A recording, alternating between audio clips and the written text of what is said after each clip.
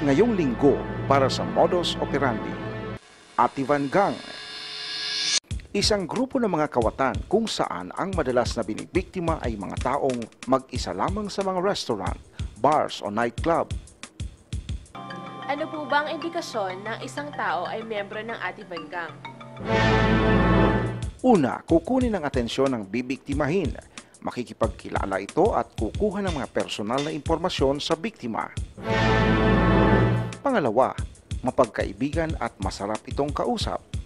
Madalas ay magpapanggap na kakilala, dating kaklase o malayong kaibigan. Kapag palagay na ang loob ng bibiktimahin ay saka gagawa ito ng paraan upang malagyan ng pampatulog ang inumin ng biktima. Tandaan, huwag basta-basta magtitiwala sa mga taong hindi kakilala at huwag magpadala sa magandang panlabas na kaanyuan dahil bagay ito ay modus operandi ng Ativan Gang.